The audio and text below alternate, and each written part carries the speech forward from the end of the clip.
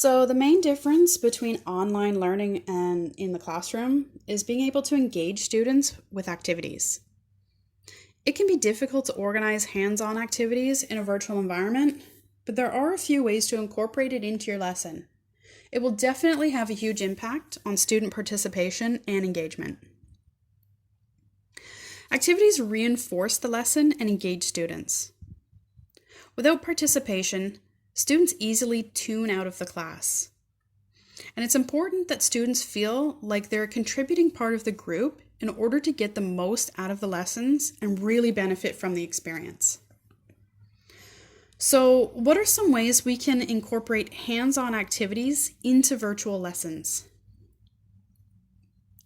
First, make sure you aren't spending more than 20 minutes on explanation. Any more than this, and students start to lose interest. The largest portion of the class should focus on activity and engagement. Working in groups or pairs is a great way to do this. Breaking students into groups to solve a problem or brainstorm ideas builds teamwork and gives students a chance to use the information they've just been exposed to. Communication and teamwork are the skills being reinforced in this type of activity.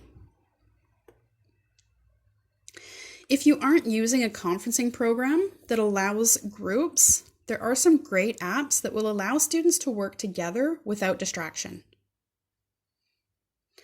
Requiring students to complete an exit slip at the end of class is another way to engage students and test their understanding. Ask questions about the material that students will really have to think about.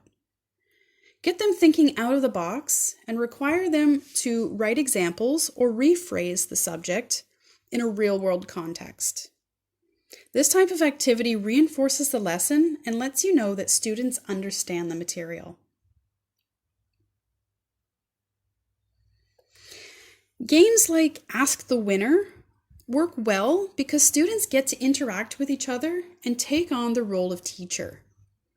In this activity, a question is posed and students are given some time to come up with an answer. Once the correct answer is revealed, students who got it correct pair up with students who had wrong answers to discuss the result and explain the answers. This again builds teamwork and collaboration among students and keeps them engaged in the lesson.